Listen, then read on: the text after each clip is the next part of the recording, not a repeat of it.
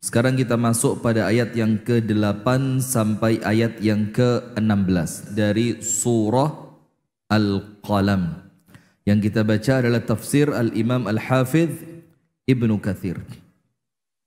A'udzu billahi minasy syaithanir rajim. Fala tuti'il mukadzibin. Waddu law tudhinu fayudhinun. Wala tuti' kulla hallafin mahin. Hammazim masya'im binamim manna'il lil khairi mu'tadin athim utullim ba'da dhalika zanim an kana dha mali wa banin idza tutla alaihi ayatuna qala asatirul awwalin sanasimuhu alal khurtum. Ini sifat-sifatnya orang yang buruk, sifat orang-orang yang jauh dari kebaikan, sifat orang-orang yang oleh Allah kita dilarang mendekat dengannya.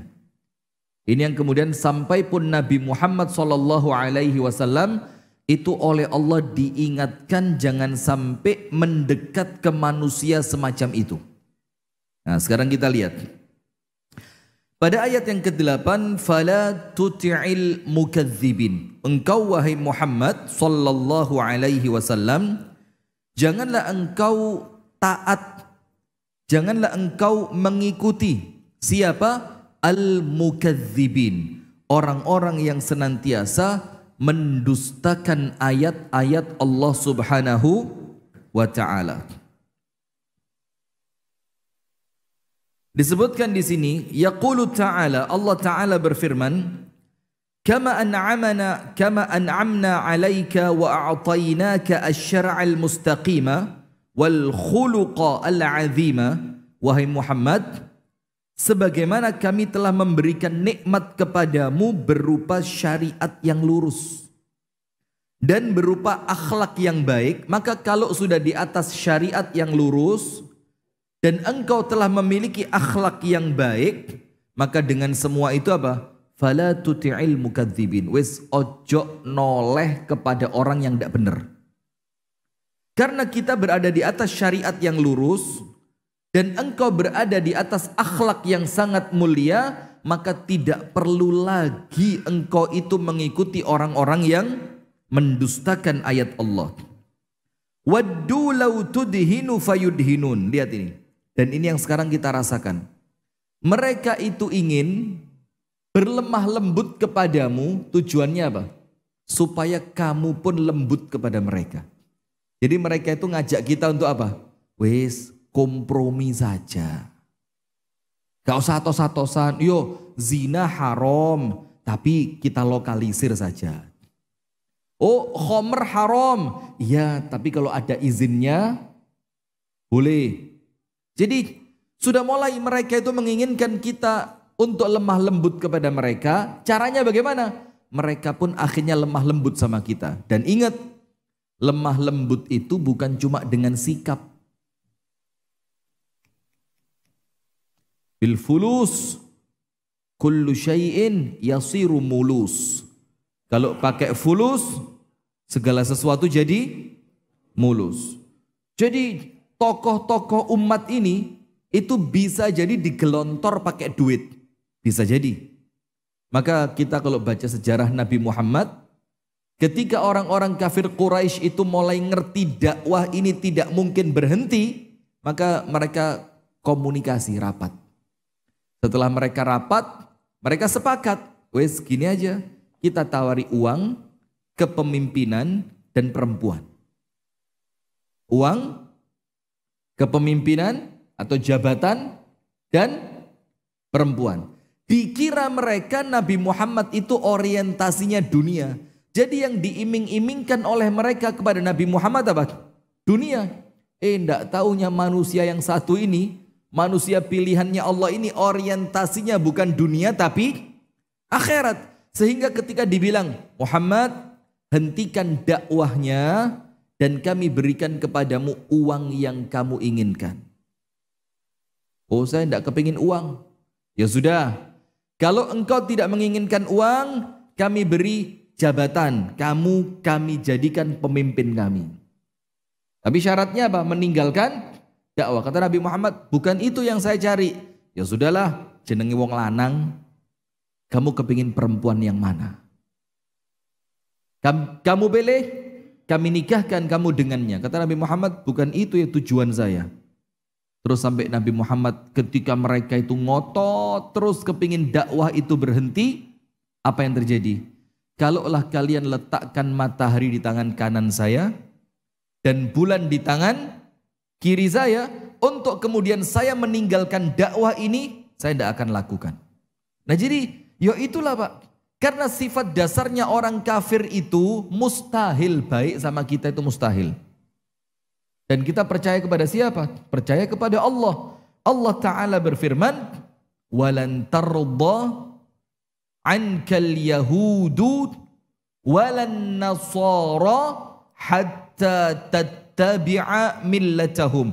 Orang Yahudi, orang Nasrani tidak akan pernah suka kepada kalian. Sampai kapan?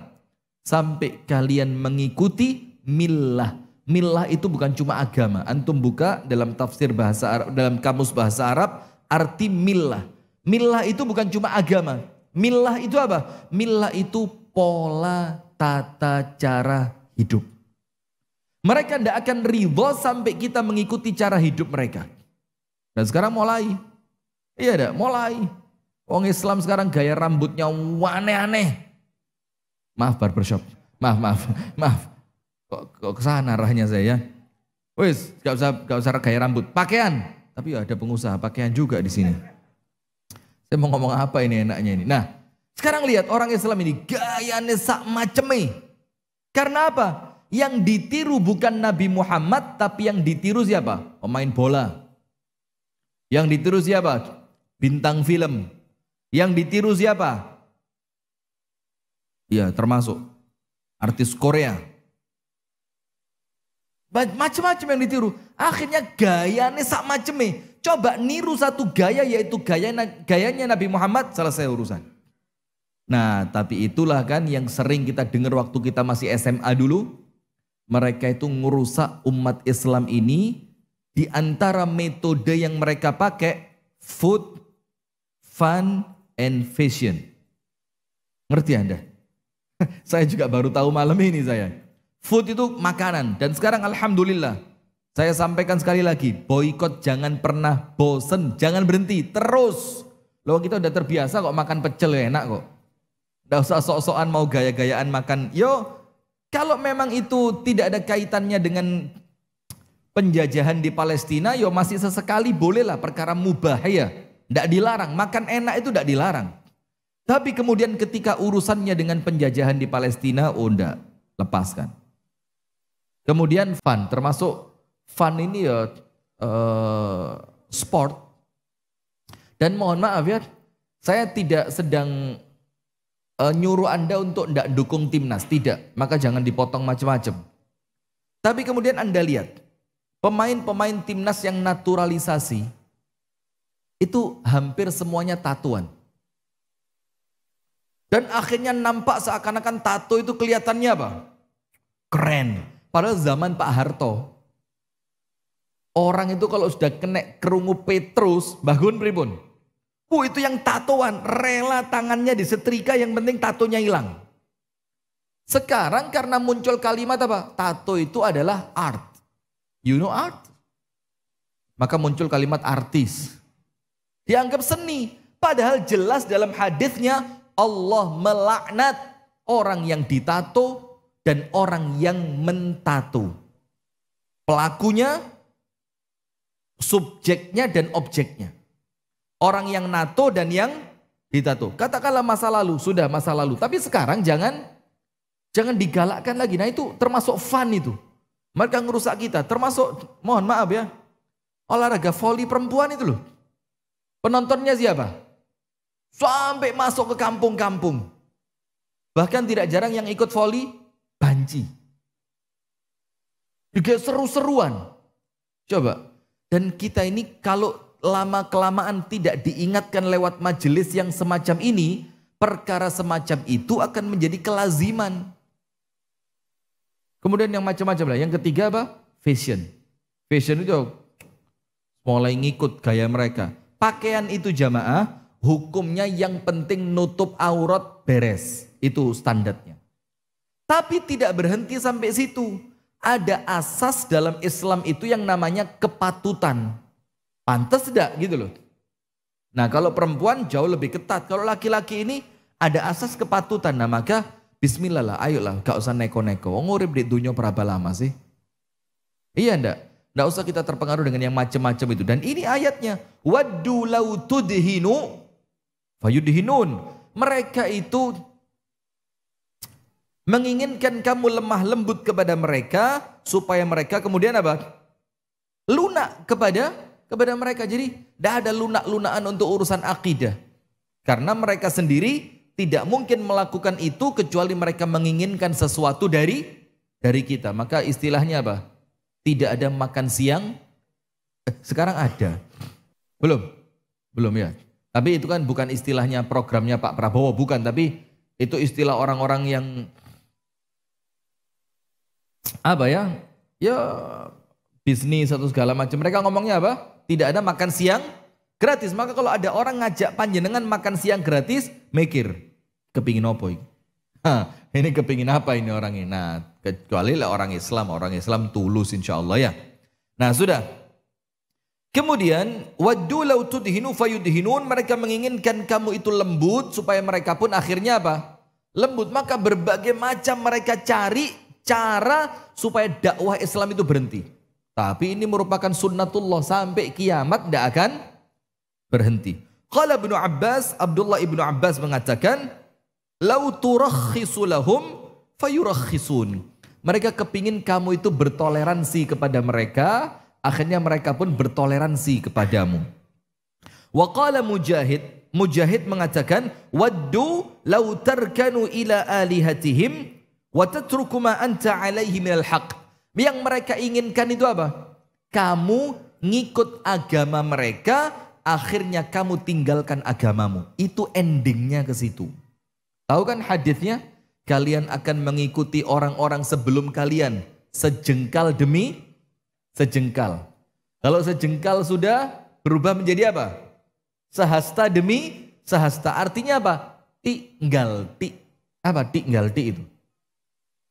Step by step, sedikit demi sedikit. Sampai Nabi Muhammad katakan, sampai nanti lau dakhalu juhra dhabbin la dakhaltumu. Sampai terakhir, sesuatu yang tidak masuk akal pun, kalau itu mereka yang melakukan, kita akan ikuti. Sampai pun kalau mereka itu akhirnya masuk ke lubang biawak, masuk akal apa enggak?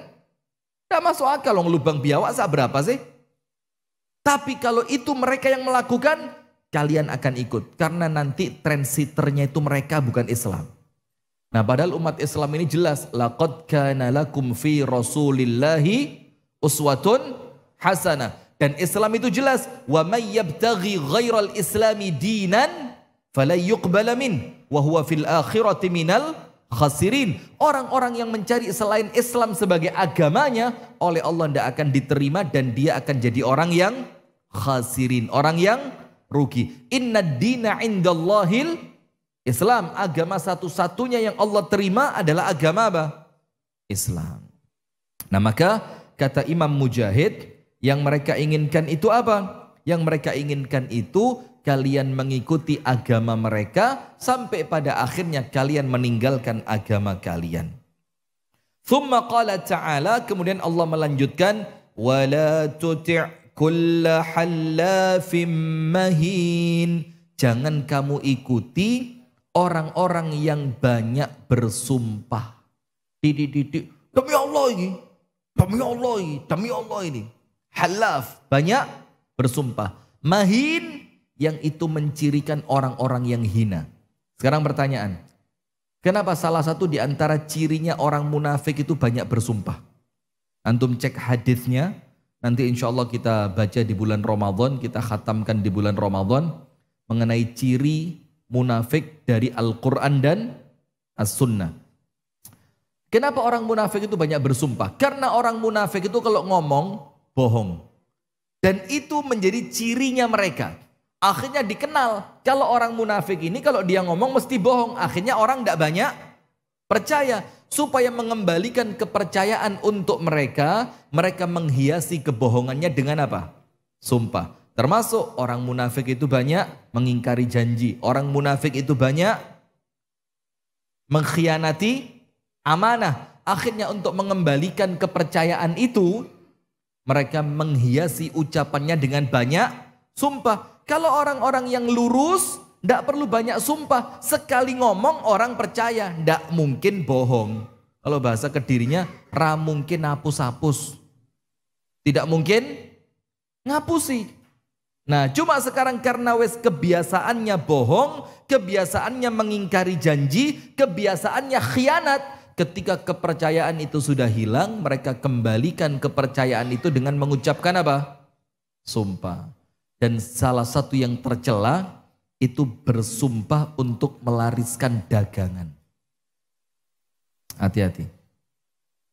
Ini wis dagang itu yang normal saja lah. Nggak usah pakai.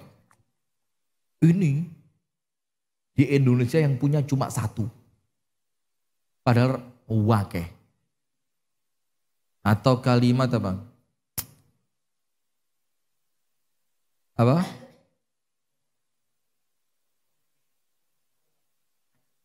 Itu. Iki wingi mas. Tak durunge sampean teko. Iku wis dinyang wong 1.200. Padahal tidak ada yang ngenyang. Ya dirinya sendiri mungkin ya. Nah maka itu hati-hati. Kita baca. Wala tuti' kulla hallafim mahin. Yang pertama, jangan ikut para pendusta. Apa pendusta itu? Orang yang mendustakan ayat-ayat Allah. Jadi wis salah, tidak usah tertipu dengan indahnya ucapan mereka. Dan mohon maaf ya, penggiat-penggiat feminisme, penggiat-penggiat liberalisme itu kalimatnya indah betul itu. Menyelamatkan manusia dari penindasan, menyelamatkan wanita dari keterkungkungan, menyelamatkan, wah indah betul kalimatnya. Tapi mereka itu tidak pernah akan sesuai dengan fitrahnya manusia. Tidak akan. Karena fitrah manusia itu sesuai dengan apa? Al-Quran, apa yang Allah ciptakan. Nah maka dengan itu Allah ingetin kita, wes tidak usah ikut-ikut sama mereka. Mukadzibin, pendusta mereka itu. Termasuk mohon maaf, yang sekarang mengusung bolehnya LGBT. Oh itu kita ini hak asasi manusia. Antum cek, renungkan dalam hati yang paling bersih. Orang pengusung LGBT itu tidak ada yang diinginkan kecuali nafsu. Tidak ada. Kecuali apa? Nafsu. Coba, kalau mereka itu menginginkan kebaikan, tidak ada kebaikan dalam LGBT. Tidak ada hasil anak di sana. Yang muncul adalah ketidaknormalan, macam-macam. Ya cuma satu, nafsu tok yang mereka cari. Sementara kita umat Islam itu diajari untuk apa? Punya benteng dari nafsu yang jahat. Nah maka Allah ingetin, jangan diikuti. Kemudian mereka itu menginginkan agar engkau lemah lembut kepada mereka, akhirnya mereka pun lemah lembut kepadamu. Akhirnya itu yang mereka inginkan. Dibikin acara bersama, dibikin acara ini, acara itu. Supaya apa? Kita ini luluh kepada mereka. Nah, wala tuti' kulla hallafim mahin, dan jangan kamu ikuti orang-orang yang banyak bersumpah lagi hina. Nah, ini penafsirannya. Wa dzalika annal kadhiba li dha'fihi wa mahanatihi innama yattaqi bi aymanihi al-kadhiba allati yajtari'u biha ala asma'illahi ta'ala. Maka mereka itu karena kelemahan dusta mereka dan karena hinanya mereka di mata umat Islam, maka mereka itu bersembunyi di balik sumpah. Bersembunyi di balik apa? Sumpah. Menggunakan nama-nama Allah yang mulia. Wasti'maliha fi kulli waqtin, dan mereka menggunakan sumpah itu di setiap waktu. Fi ghairi mahalliha, di tempat yang seharusnya orang normal tidak perlu bersumpah. Dari mana? Sumpah aku tuh kok ngopi mbek Ustad. Loh, pertanyaannya lo enteng. Dari mana? Kalau sampai jawabnya ngotot, yang tanya jadi apa? Loh, apa ini? Nah maka orang itu kalau tidak salah Pak, akan tenang. Orang itu kalau sudah mulai panik, itu ada sesuatu yang perlu kita koreksi. Hati-hati, hati-hati. Maka jangan dipelajari. Oh kalau gitu, kalau kita pas bohong harus tenang. Lu yoco. Nah ini ya, hilah lagi ini ya. Ya jangan. Dari mana? Warung kopi. Padahal dari mana enggak tahu dari mana. Astagfirullah wa atubu ilaih. Wa qala Ibnu Abbas, Abdullah bin Abbas mengartikan al-mahin wala tuti' kulla hallafin mahin. Hallaf banyak bersumpah. Enggak boleh ngikut mereka kita. Mahin itu orang yang hina. Kata Abdullah ibnu Abbas, al-mahin artinya al-kadzib. Orang yang hina itu adalah pendusta. Berarti hati-hati. Kebohongan itu bikin orang hina. Maka kalimat paling berat yang pernah Rasul sampaikan selain kalimat tauhid itu apa? La takdzib, jangan bohong. Maka ada satu riwayat dibilang apa? Seorang laki-laki datang sama Rasulullah, syaratnya apa saya biar masuk Islam? Ojo goroh tok. Me ikut tok. Ojo goroh. Enteng betul. Ojo goroh. Sudah. Dia pergi kemanapun, mau maksiat, tidak jadi. Loh, nanti kalau istri saya tanya saya dari mana, sementara wasiatnya tadi jangan. Nanti akhirnya tidak jadi. Terus kemudian ketika dia tidak sholat, dia kepikiran, waduh, kalau nanti ditanya sama Nabi Muhammad, sudah sholat apa belum? Padahal saya belum sholat, kalau saya bilang sudah sholat, nanti saya bohong. Maka apa? La takdzib, jangan bohong. Itu pegang. Orang itu kalau sudah tidak bohong, hidupnya aman. Kenapa? Maka dia akan membentengi dirinya untuk tidak melakukan sesuatu yang akan menariknya untuk bohong. Jadi jangan bohong itu wasiatkan pada anak-anak kita. Salah pun silahkan, tapi jangan bohong. Jangan bohong. Kalau sudah mereka mulai lihai berbohong, oh ini bahaya sudah. Bahaya. Maka orang Islam itu lisannya bersih. Jauh dari apa? Kebohongan. Maka kalau sudah ngaku Islam lah kok bohong itu menjadi perkara yang biasa. Mu'tad itu wis bohong itu perkara yang biasa. Nah, ini sudah berpindah dari iman menuju munafik. Berpindah dari keimanan menuju apa? Kemunafikan. Maka kata Abdullah bin Abbas, al-mahin, orang yang hina yang kita tidak boleh mengikuti mereka, itu siapa? Al-kadzib, pendusta. Nah tapi ya apalah sistemnya begini sekarang. Pendusta, koruptor nyalon ya dadi maneh. Ya apa? Pendusta. Terus kalau orang dari awal sudah pendusta, mana mungkin dia akan memperjuangkan nasib kita itu dari mana? Maka sudahlah, sudah. Kemudian waqala Mujahid, Imam Mujahid mengatakan wa huwa dhaiful qalbi, al-mahin adalah orang yang suka bohong, akhirnya apa? Dhaiful qalbi, hatinya lemah. Jadi efek dari kebohongan itu menjadikan hati itu apa? Lemah. Waqala al-Hasan, al-Imam al-Hasan al-Basri mengatakan kullu hallafin mukabirin mahinin dhaif. Yang kita dilarang oleh Allah untuk mentaati mereka, ngikuti mereka, nurut sama mereka, mengekor kepada mereka, itu nomor satu, halaf, hati-hati, orang yang banyak sumpah, ojo dikancani. Nomor dua, mukabir, orang yang jumawa. Jumawa itu apa? Sombong, gemedi. Nomor tiga, mahin, orang yang hina karena kebanyakan bohong. Yang ketiga, dhaif, orang lemah yang tidak bisa menahan diri dari dorongan hawa nafsu. Nanti bahaya. Masya'im binamim. Ayat yang ke-11, yang masya'im apa? Hammazin masya'im binamim. Hammaz, wailul likulli humazatin lumazah. Hammaz. Hammaz itu apa? Orang yang gampang mencela, lisannya kotor. Gampang mencela. Elek. Ireng. Pendek. Goblok.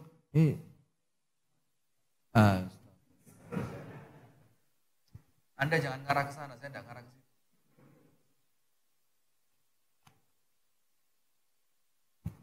Jadi yang dilarang kita untuk mengikuti mereka salah satunya siapa? Hamas, orang yang banyak, bukan Hamas Palestina, beda. Ini ada syiddahnya, Hamas. Pakai ha, bukan ha. Hamas dari kata hams. Hams itu mencela. Hammazin. Qala Ibnu Abbas, Abdullah bin Abbas mengatakan, wa Qatadah, dan Imam Qatadah mengatakan, yakni bil ightiyab. Ightiyab itu apa? Orang yang sukanya mencela orang lain. Bil ightiyab, dalam keadaan orang yang dicela tidak ada. Maksudnya apa? Ghibah. Karena kalau sekarang Anda mencela orang lain ketika orangnya tidak ada, nanti teman Anda itu akan balas ketika Anda tidak ada, Anda akan dicela. Seperti itu. Itu rumus sudah. Rumus. Hari ini Anda sama teman dijak ghibah, besok kalau tidak ada Anda yang dighibah. Maka jangan pernah berteman dengan apa? Orang yang suka ghibah. Maka sudahlah, bikin majelis itu yang asik saja, cerita sing seru-seru aja. Sekaruan cerita poligami rapopo, mestilah. Karuan.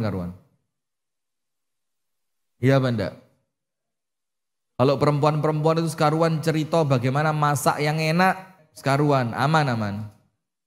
Atau karuan belajar sama ibu-ibu itu bagaimana cara ngenyang, tekok 10.000 udah di 500 repes itu loh. Itu mendingan, seperti itu mendingan daripada harus apa? Kumpul kemudian ghibah. Maka kata Ibnu Abbas, Hamas itu apa? Mencela orang lain bil-ightiyab, dengan cara ghibah. Al-ightiyab, ghibah.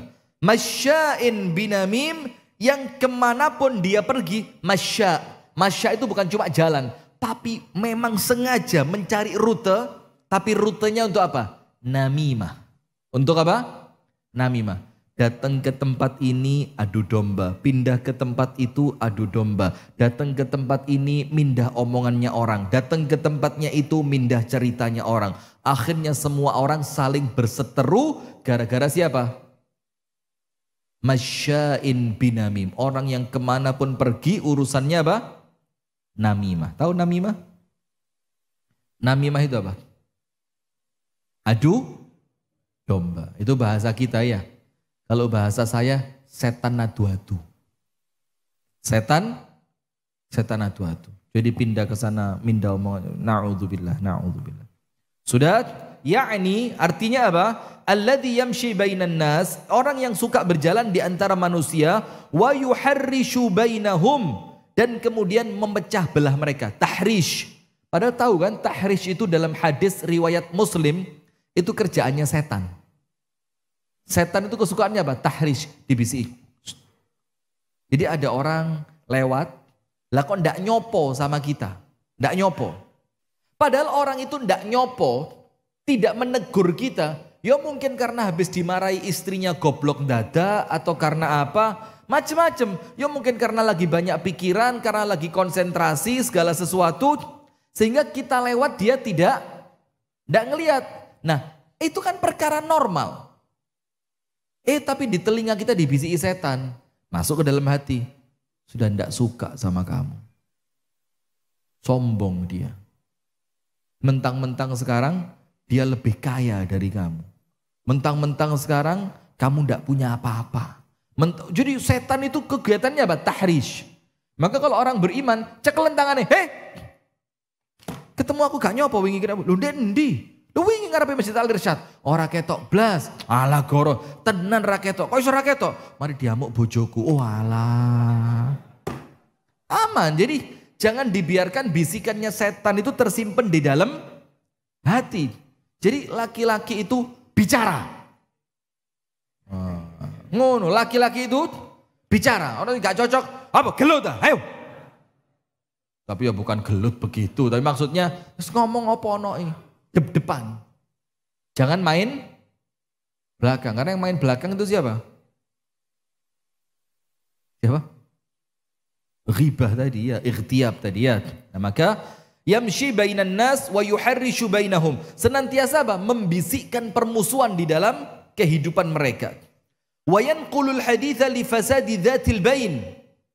Dan dia suka mindah omongan untuk ngerusak. Bedanya mereka dengan orang beriman apa? Kalau orang beriman rela bohong untuk memperbaiki. Maka salah satu bohong yang diperbolehkan apa? Kan ada 3. Nomor 1, bohong kepada istri. Boleh. Dari mana mas? Sholat. Padahal dari ngopi. Boleh apa enggak? Boleh apa enggak? Ya enggak boleh. Kalau begitu enggak boleh. Tapi bohong kepada istri itu maksudnya apa? Untuk menyenangkan hati istri. Dalam rangka bercanda dengan istri. Dalam rangka menyenangkan perasaan istri. Misalkan istri kita itu perempuan enggak tahu kenapa ya. Ngoco sama delok. Kok mulai lebar ya? Terus tanya, aku gemuk ya? Enggak, kurupol. Tapi ya jangan keterlaluan lah ya, tahu dia ya. Nah itu nyenengin istri. Saya sekarang hitam ya? Enggak, putih. Nah, seneng istri ya kan? Maka bohong sama istri itu dalam keadaan seperti itu boleh. Yang kedua apa? Bohong ketika perang. Ya malah enggak boleh Anda jujur. Pasukanmu di mana? Saya simpen di sebelah timurnya Masjid Al-Irsyad. Oh ya dibom tenan. Pasukanmu di mana? Saya simpen di tengah hutan. Padahal enggak ada di tengah hutan. Itu kalau perang boleh. Yang ketiga, bohong untuk mendamaikan 2 orang yang berseteru. Itu orang Islam. Kalau orang yang dalam hatinya ada penyakitnya, maka apa? Justru bohong untuk ngerusak orang. Jadi kemanapun dia pergi, mindah omongan li fasadi dzati al-bain. Untuk merusak 2 orang yang Zatil bain itu 2 orang yang mereka itu ya entah kakak beradik atau teman sekantor atau mereka yang kemana-mana bersama itu dirusak. Ini pekerjaannya siapa? Setan. Kalau ada manusia melakukan tugas itu berarti dia sedang berperan dengan perannya siapa? Setan. Itulah Pak, Quran itu tidak mungkin salah. Ketika Quran itu menceritakan tentang godaan setan, diakhiri apa? Minal jinnati wan nas. Dari golongan jin dan manusia. Wahia al-haliqatu, dan dikatakan dalam tafsir Ibnu Katsir, dan ini ada haditsnya, namimah itu haliqah. Haliqah itu apa? Pencukur. Pencukur apa? Pencukur agama sampai menghabiskan agama, pencukur pahala sampai pahalanya habis, dan pencukur cinta dan kasih sayang. Haliqah, hati-hati. Jadi bukan pencukur barber. Barber ini menampankan laki-laki ya. Jadi antum barber itu ya niatnya itu menampankan umat gitu loh ya. Bagaimana umat itu terlihat keren gitu, karena innallaha jamilun yuhibbul jamal. Allah itu indah dan Allah cinta dengan keindahan. Itu pasang di barber antum, hadis Nabi. Tapi ya ada royaltinya, tidak sembarangan. Itu ada nanti setiap kepala ya 5% boleh lah. Ya. Kata Febri apa? Ngelompok nek rabi maneh durung jangkep wis diketok mbek ustaz ini. Sudah.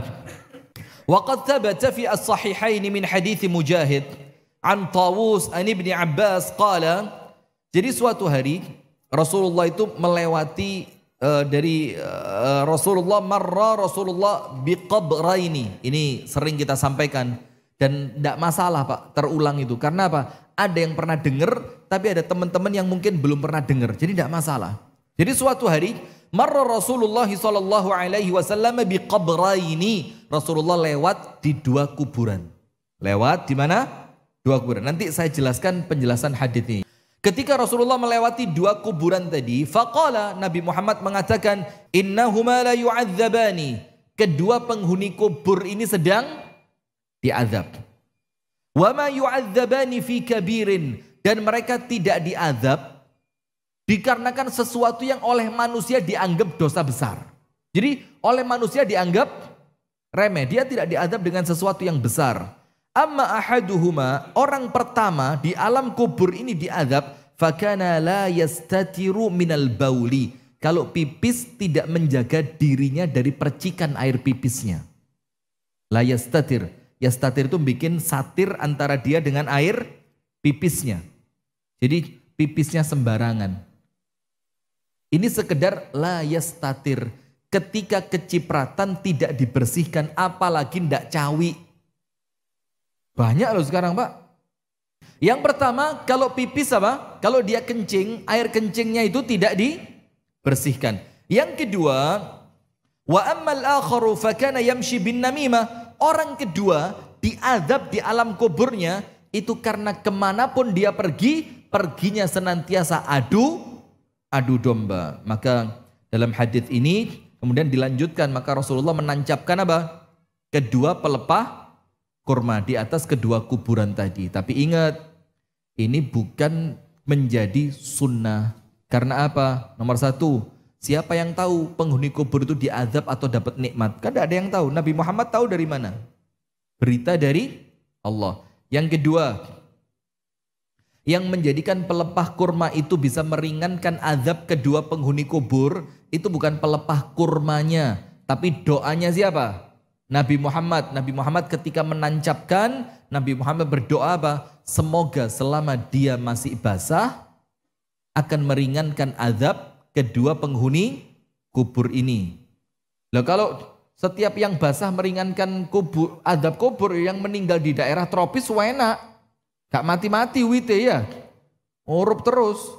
Nah, dia diazab. Yang ketiga, kalaupun itu sunnah, maka Rasulullah akan melakukan untuk semua kuburan. Tapi ternyata enggak. Rasul cuma melakukan untuk dua kuburan tadi. Jadi ingat hadis yang pertama tadi. Ingat, pipis hati-hati betul. Hati-hati betul. Yang muda-muda ini. Yang muda-muda ini. Kalau pipis hati-hati. Kalau masuk toilet, bersihin dulu. Jangan buru-buru. Hati-hati. Karena itu bisa menjadi penyebab azab kubur. Yang kedua, termasuk yang sepuh-sepuh ya. Yang sepuh-sepuh juga kadang-kadang karena memang sudah mungkin gak sepiro perhatian, maka akhirnya apa? Sembarangan. Yang kedua, namimah. Namimah itu menjadi penyebab orang diazab di alam kubur. Tapi tentu semua itu akan terhapus dengan apa? Tobat. Dengan apa? Tobat. Hadis yang kedua, la yadkhulu al-jannata qattat. Tidak akan masuk ke dalam surga qattat. Qattat itu sama, namam, orang yang suka adu domba. Nah, maka kalimat tidak akan masuk surga di sini maksudnya apa? Apakah tidak masuk surga selamanya? Berarti kekal di neraka, apa maksudnya? Hadis yang mengatakan la yadkhulul jannata qattat.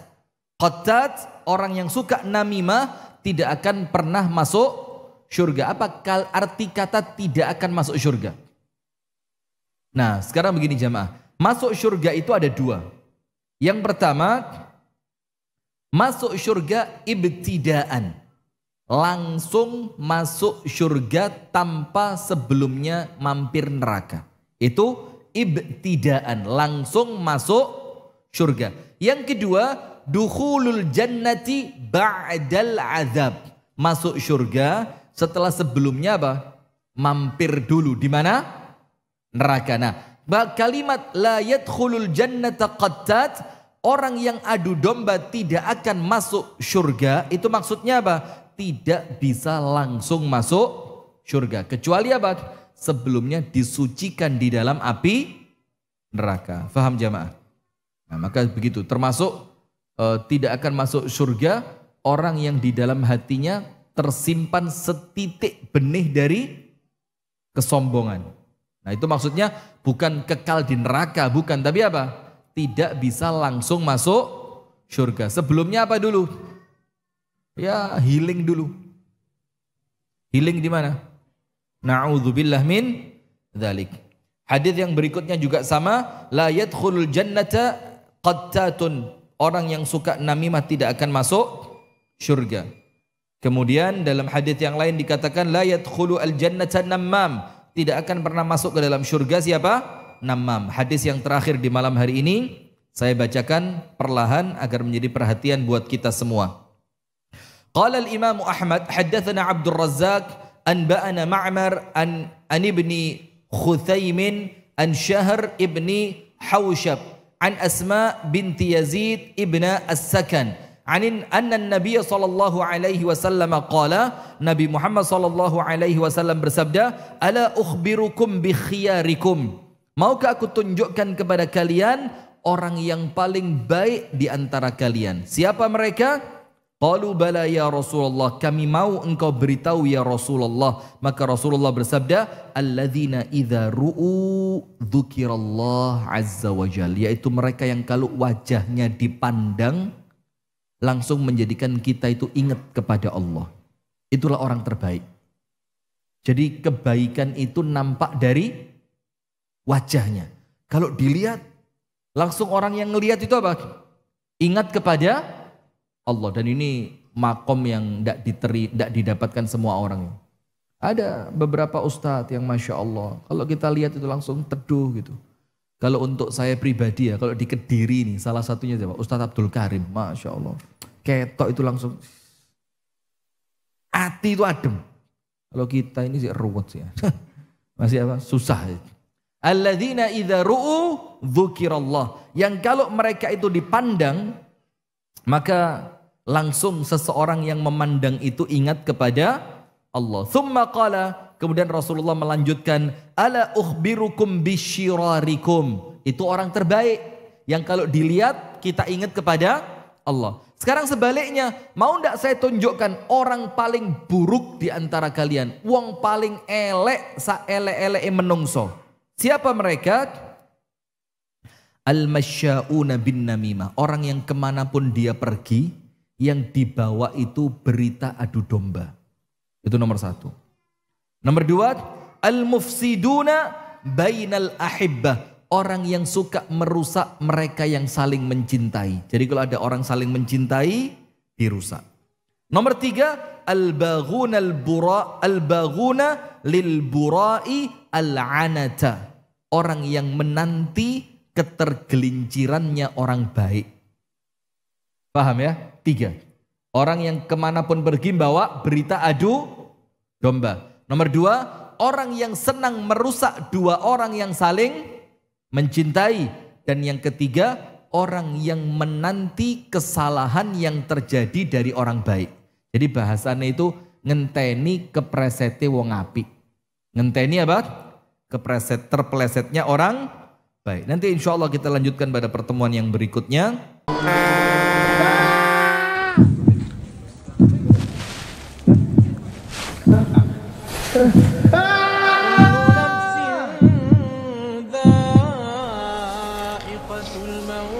Ramadan semakin dekat. Tapi siapa yang menjamin bahwa umur kita akan sampai pada bulan yang penuh dengan keberkahan ini? Maka ikutilah program kami, Tabunganku untuk Ramadanku.